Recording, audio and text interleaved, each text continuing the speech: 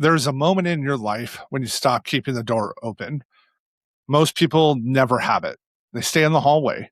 One foot in the thing they say they want, safety. One foot in the thing they say they'd go back for if it got hard, which is really a job. Safety is controlling your destiny. And they'll do that for the next 20, 30 years, and they call it being realistic. I want to talk about the other thing today. What happens when somebody actually commits? Not says it, not posts it, not goes on TikTok or Instagram or Facebook, commits. And the way we're going back stops being on the menu. Because I've watched it happen to people. I'm guilty of it myself at points in my career. I've watched somebody sit in the same chair with the same leads, the same phone, the same market everybody else is complaining about, and change absolutely nothing except whether they were all the way in. And within 90 days, they were unrecognizable. Same person, same tools, two different directions. So this video is about that decision, what it cost you, and then the 7 things we hold ourselves to every single day that turn one decision into an actual life.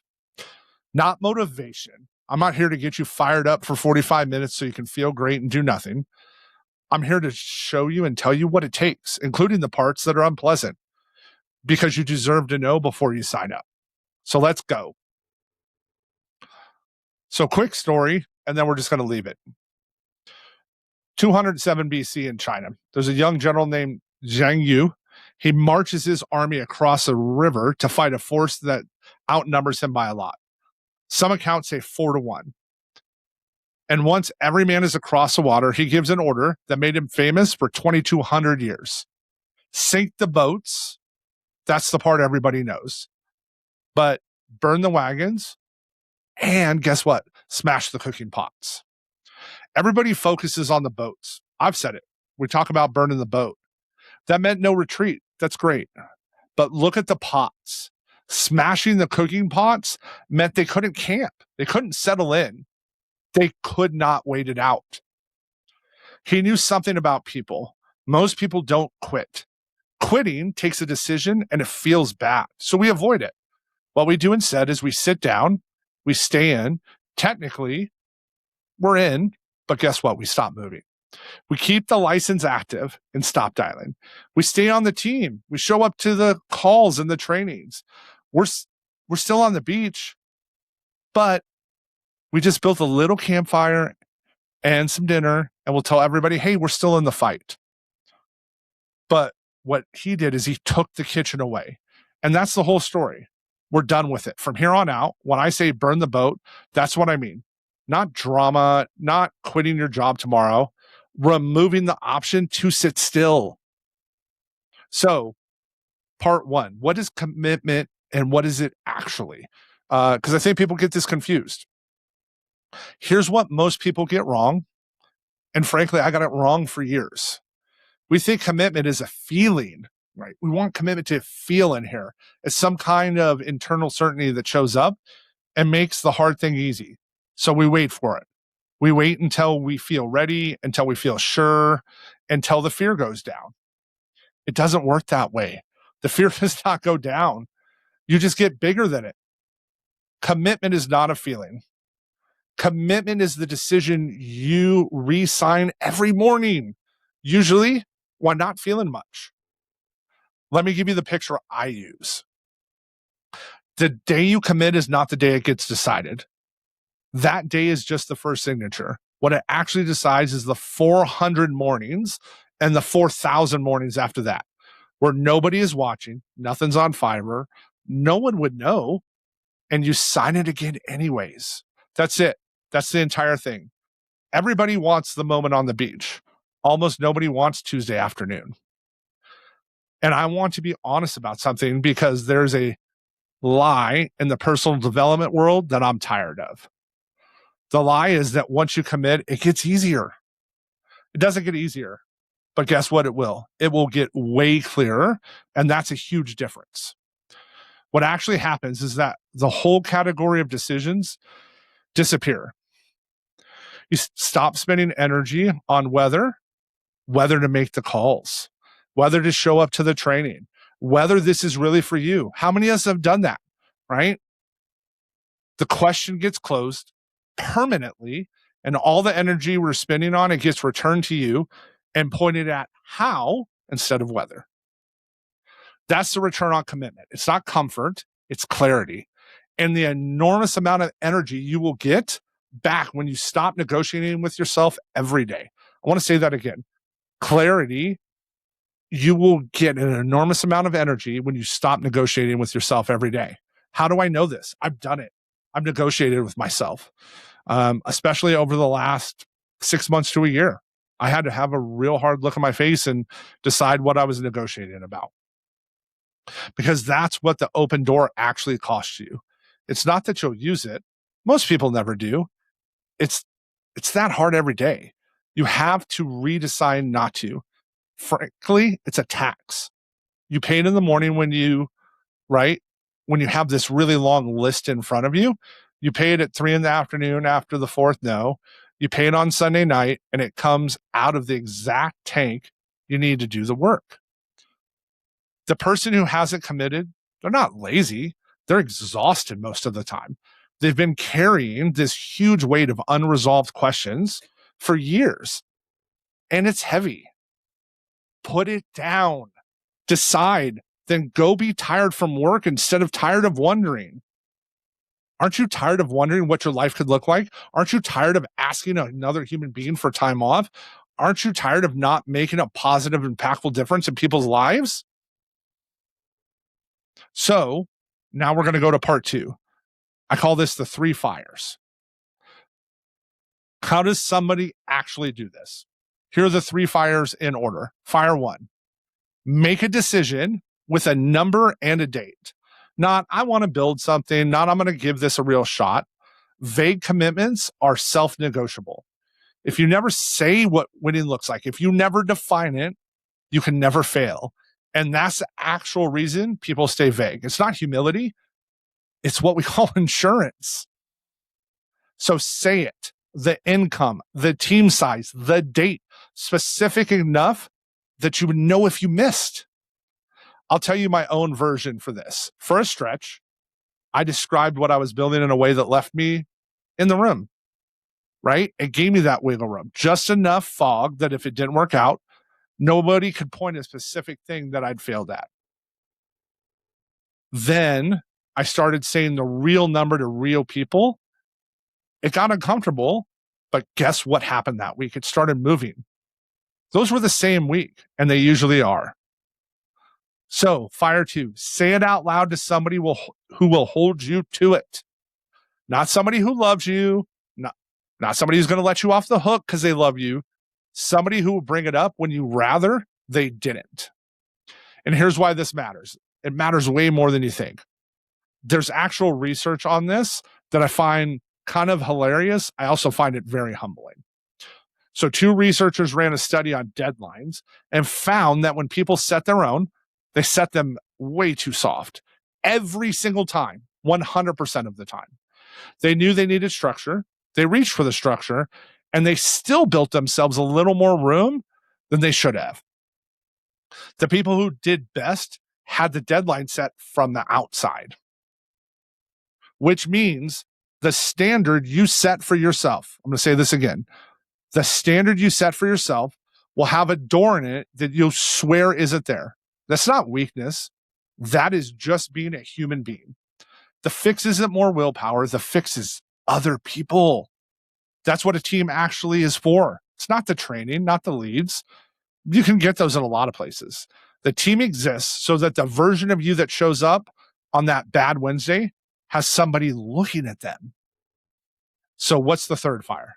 You're going to prove it on the day. It doesn't matter. This is the one that separates everyone. Anybody can go hard the week after a conference. I've watched hundreds of people come home, frankly, thousands, after an event, lit up, ready to change their entire life.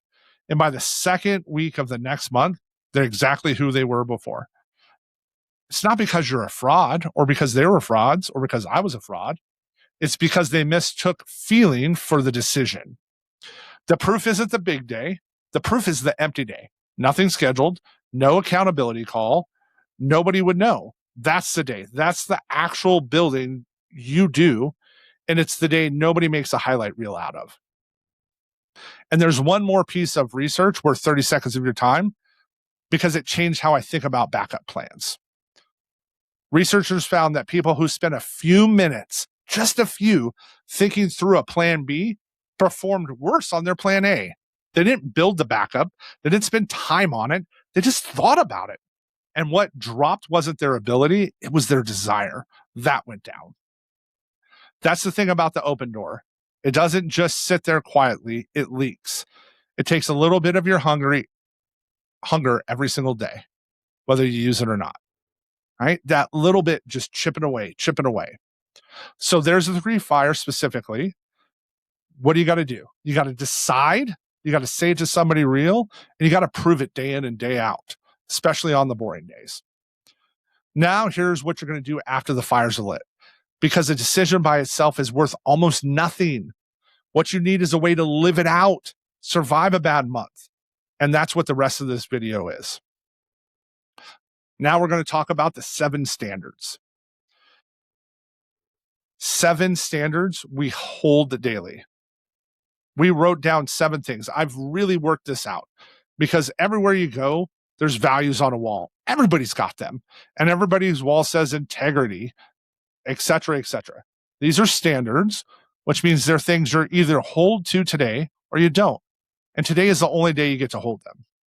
They define how we sell, how we train, how we lead, how we produce, how we recruit, how we communicate, and how we serve, especially when nobody's watching.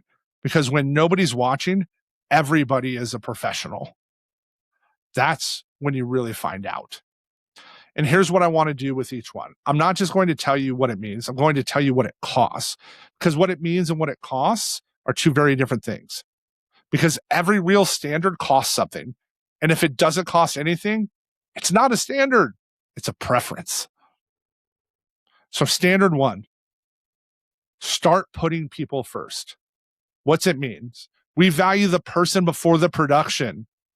That's the family sitting at the kitchen table. That's a family on Zoom. And it's the brand new agent who has no idea what they're doing yet. But what does it cost? Money. Not theoretically, actual money. In a business where you eat what you kill. Let's not be soft about this. In every commission business, it runs a quiet math on people. It's not on purpose, and nobody would admit to it really, but it's there. You're friendlier to the guy writing business, to the gal writing business. You call the producer back faster. You call that top producer back way quicker. The agent who hasn't written anything in 6 weeks somehow keeps not getting a call. Want to know if you're doing it? Look at your call log from last week. Take your phone out and see whether your responsiveness tracks with someone's production. That's the whole test. It'll take you 4 minutes. It'll tell you the truth. What's this going to build? What muscle will this build up? This one develops the things most driven people are worst at. Being very truthful about myself here. I'm wired to build and I'm wired to solve. Somebody comes to me with a problem and my instinct is to fix it, move. Because feeling and moving can feel like caring. And what I've had to learn slowly, very not gracefully at times, is that sometimes a person doesn't need the fix. They just need somebody to actually stop and see them, see the struggling before jumping what to do about it. That hasn't always come naturally to me, but I've developed that discipline, not a personality trait, and I choose it daily. If you're the same kind of wiring, and a lot of people who build things are, this is the standard. It's not an easy one for you. It's going to be the hardest one. And it's the one that determines whether you build a team and they stay or they leave.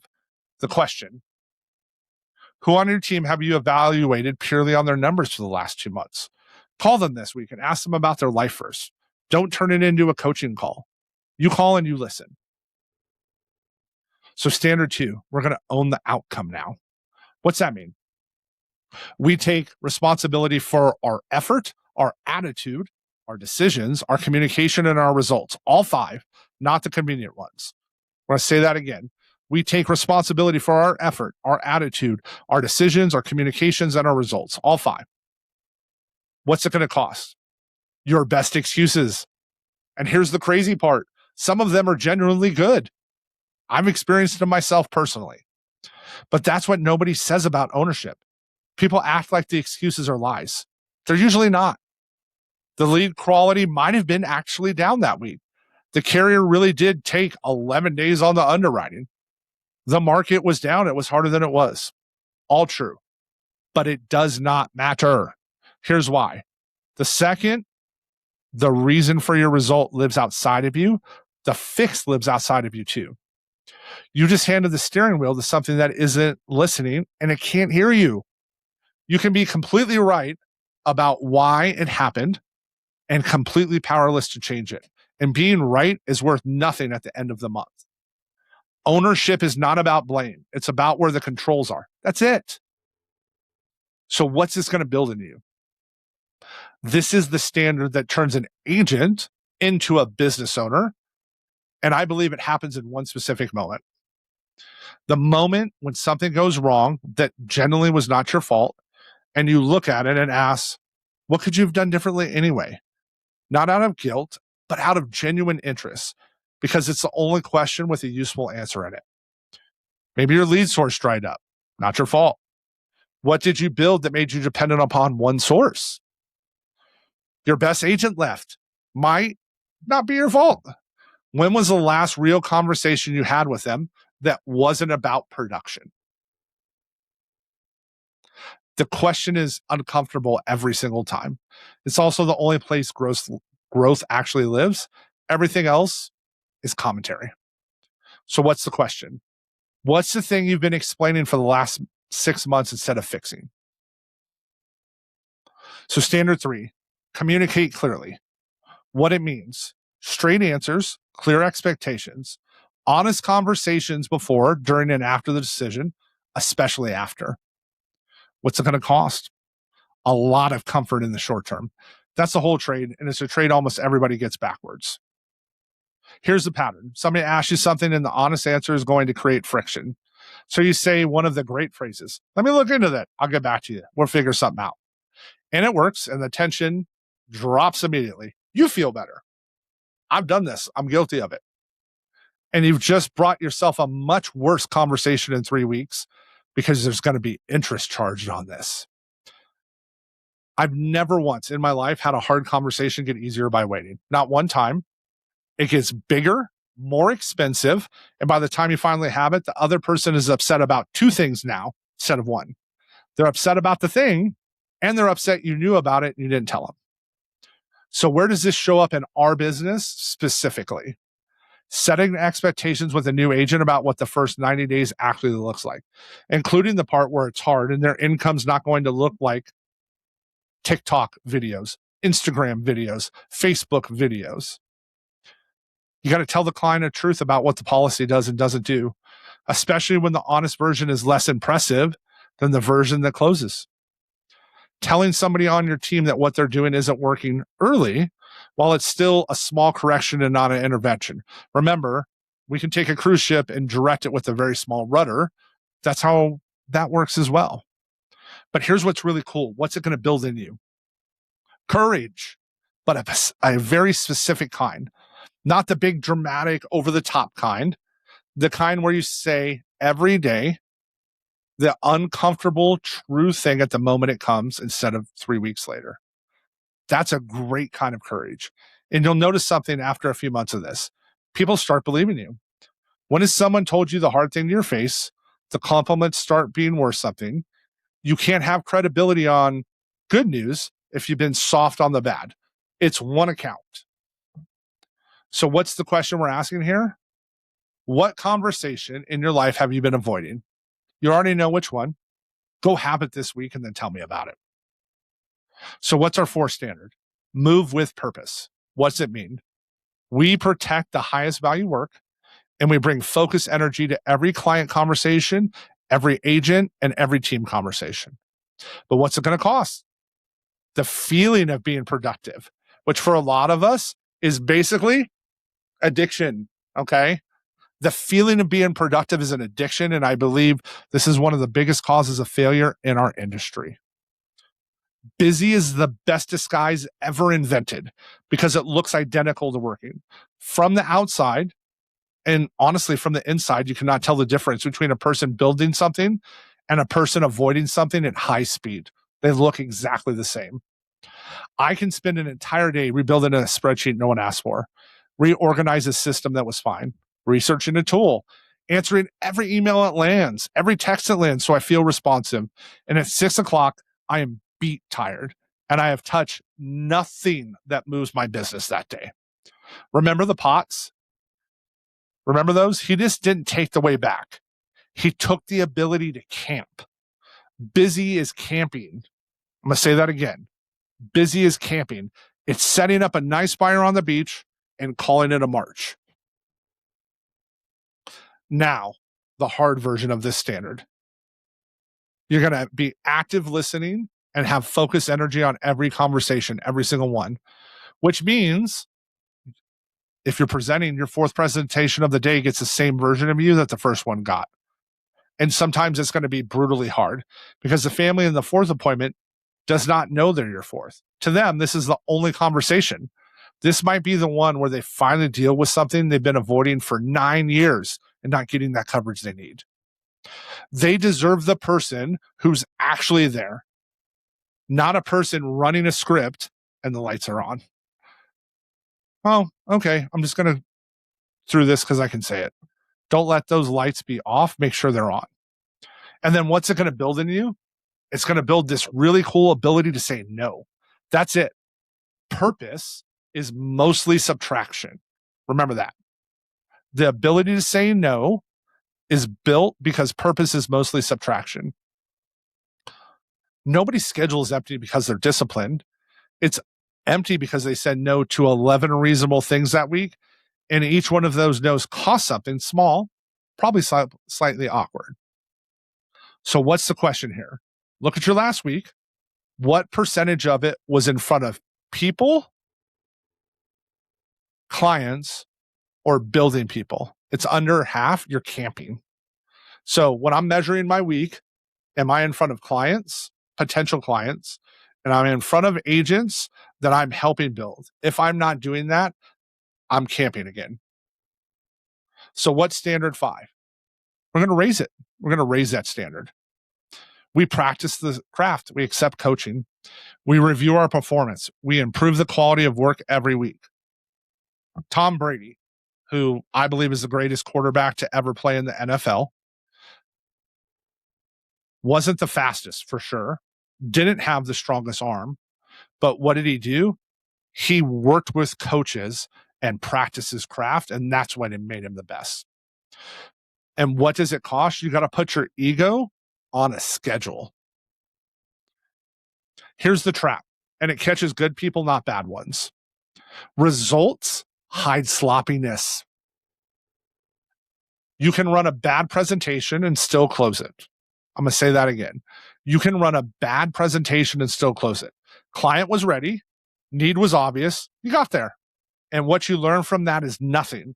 It's worse than nothing because you learn that you can get away with it.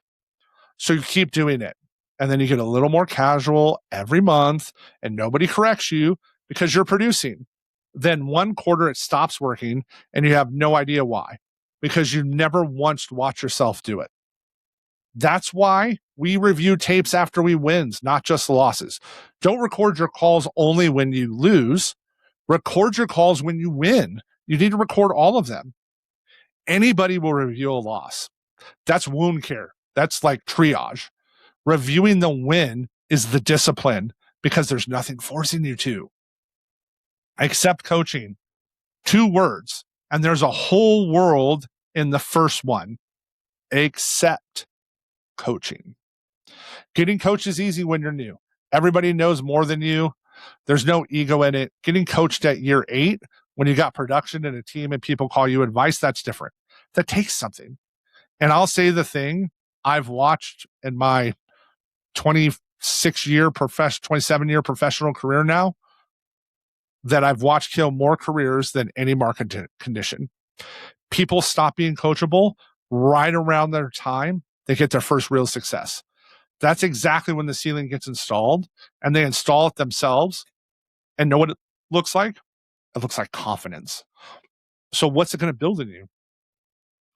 A relationship with your own work where it's not you. Your presentation is not your identity. It's a thing you made, and it can be bad. You can fix it. None of that says anything about your worth. The separation is most of what maturity is. So what's the question here? When did somebody last correct you and you actually changed? If you can't name it and it's recent, you're not coachable right now. You're just being polite about feedback. So look at that. What's gone through? Now, what's our sixth standard? Serve beyond ourselves. This one's incredibly important to me. What it means: achievement matters more when it protects families, creates opportunity, and it improves lives. But what's it going to cost you? This one gives more than it takes, but there's still a cost. And the cost is your right to make it all about you. I've been guilty of making it all about me. And that's not a fun way to live. Let me tell you why this is on this list. And it isn't because it sounds nice. It's an engine problem. The reason, right? Really think about this here. If your reason for doing this is just your income, your engine is only that big. And it's going to run great for a while. Month 1, month 6, month 12, it's fine. But what happens when you hit a real drought? Not a slow week, a drought. Months where nothing lands and you're questioning everything. An engine that's that size will just not get you through. It just won't. I've watched it fail in a lot of people, and none of them were weak. I want to say that. None of them were weak. They were just running on something too small for the terrain. It's like trying to go take a Honda Civic up a mountain 4x4 road that requires a lifted Jeep with a V8 engine. The people who make it through those months are running on something outside themselves, whether it's a family, a promise they made, a person who's counting on them and doesn't know it, something that doesn't carry how you feel today. And in this business specifically, the reason is right there. It's not manufactured. We sit with people at the worst moment of their lives, or more accurately, we sit with them before it. So that worst moment doesn't also become a financial catastrophe on top of all that grief. There's a mortgage that gets paid or doesn't. There's a kid who stays in their house or doesn't. There's a spouse that gets to finish out her life in that house she spent 50 years with her husband with. That's not a sales pitch. That's what the job is.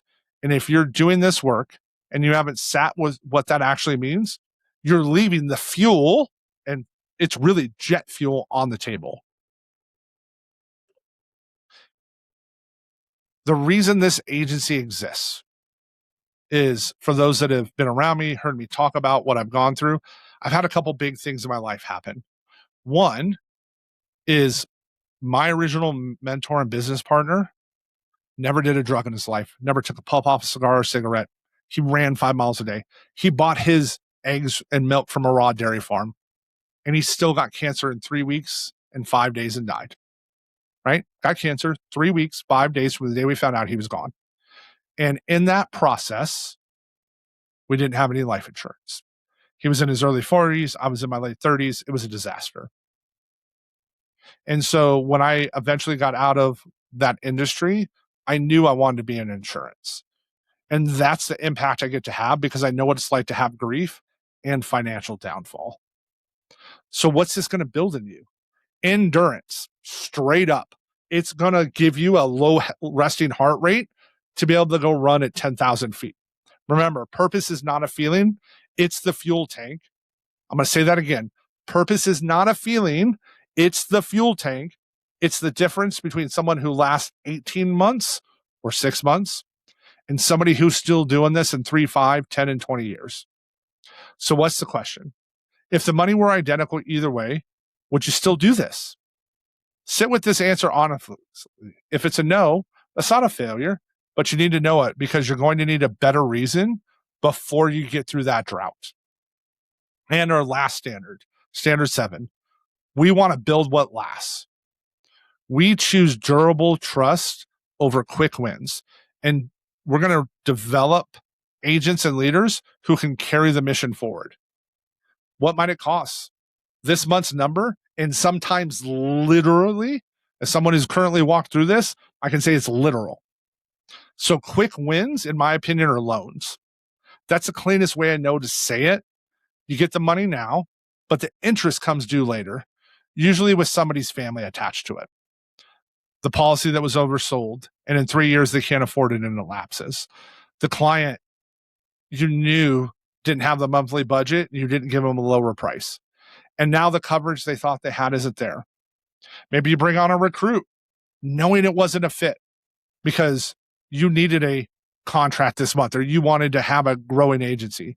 That's not a win. That's you spending someone's time of their life so your number looked better in that month. The second half of this is the one part that matters most to me. I want to help develop agents and leaders who can carry the mission forward. And here's the test. And it's uncomfortable. I've had to ask myself this. If I disappeared for 90 days, poof, I went over to the Maldives and sat on a beach. What happens? If the answer is that everything stops, you don't have an agency, you have a job with a lot of people around it, and you're the bottleneck. And every good thing that happens here has to squeeze through you. Don't build an agency that way. It is not a fun way to live. And it's not a compliment. Remember, that's a design flaw. So building agents and leaders means training people to a level where they don't need you, which is genuinely strange because it means the better you do, the less essential you become day to day. Some part of every one of us hates that. If you're being honest and you've watched this video to here and you comment on that, right? Like, how does that feel? Being needed feels good. I get that, but you're going to do it anyway. That's the whole standard. The measure of what you build is not how much it runs through you, but how much it runs without you. So what's it going to build in you? Patience, a much longer clock. You start making decisions on your 3-year, 5-year, 10-year timeline instead of a 7-day, 15-day, 30-day one. And almost every hard call gets obvious when you stretch the timeline. The stuff that's tempting on a 30-day clock is stupid on a 5-year clock pretty much every time. So what's that question? For you building here who are listening to this, can you name one person you're actively developing not to need you? If you can't name one, that's your goal. That's this month's work. So how do we lead people who haven't burned their boats and broken their pots yet? For the team builders, anybody building a team, last thing here. You cannot lead someone past a decision you have not made yourself. It will smell up the room. Not conscientiously, but they can smell it. If you're half in, 3/4 in, your people are only going to be a quarter in, and it will look to you like a recruiting problem. But here's the part I had to learn the hard way, and I'm going to pass it along for free today. You cannot burn someone else's boat and break their pots for them. I'm going to say that again. You cannot burn someone else's boat and break their pots for them. I've tried. You can push, you can challenge, you can bring the intensity. None of it transfers. Commitment is not a disease. It's not contagious. Commitment is chosen one person at a time, usually in private, and it's almost always on an ordinary day when nothing special is happening. What you can actually do is 3 things. So I want to show them what it looks like, not what it sounds like. Anybody can sound committed. Let them watch what you do when things are hard on a bad month. Make your standards visible and don't move it. People don't leave hard standards. They leave standards that change depending upon who you're talking to. Inconsistency is what breaks trust, not difficulty. And be patient with the timeline and clear about direction. Different people commit differently. I'm going to say that again. Different people commit differently. Some decide fast and loud. Some take 6 months to a year of quiet consideration, And then they never waver. Don't make somebody's processing speed for their level of commitment, right? I'm going to say that again. Don't mistake somebody's processing speed for their level of commitment. I've had people take a long time to get in, and then they're still here. They're still going. They're still in this business. They're still working on something they're incredibly passionate about. And then accept this. A lot of them aren't going to do it. You'll pour into somebody for a year, and they'll stay in the hallway the whole time. That's not your failure. That's not my failure. That's their decision. It's theirs to make. Your job, my job, our leader's job is to be the kind of leader worth committing to and to keep the door of your standards exactly where you set it. We don't move it. So my ask, okay? I'm going to ask you for something. And here's what I want from you. And it's just one thing. It's not 7. You'll try to fix all 7 tonight, and you'll be exactly who you were by Thursday. That's not commitment. It's a mood. I want you to take this and pick the one thing that made you flinch and went, oh, that hurt a little bit. Because I know one of them did. As I went through these, right, and talked about it, something landed on you that was a little harder than the rest. It wasn't random. That's the one you already knew about before you clicked on this video. Take that one and do 4 things for me. We're going to name it out loud, the actual sentence, not the general idea. Vague commitments, again, are self-negotiable, and we're going to write it down. So we're going to name it out loud, and then we're going to write it down. And then you're going to tell the accountability person who check on you, remember, the standard I set for myself, you set for yourself, will be too soft. That's not an insult. That's just how people work. That is human psychology and nature. Put it on the outside of you. Next, what we're going to do, we're going to put a date on it and a real one. And then what are we going to do last? Do it on the day it doesn't matter. That's the whole thing. Not the day you're fired up, the empty day. And I'll leave you with this, with the honest version, because I'd rather hear it from me now than find out in month 4. Committing doesn't make it easier, but it does make it way clearer. It takes away the exit. It's gone. And it takes away the excuse. And here's what you're going to get in return. You get all of yourself back. And let me tell you, that feels so good. Because the part of you that's been holding the energy in reserve for the retreat, you get all that energy back because it finally has nothing to hold on for it for. That's the trade. You give up comfortable, but you get all of you. Most people won't take that trade. That's fine. That's most people. Remember this. You weren't built to build someone else's dream.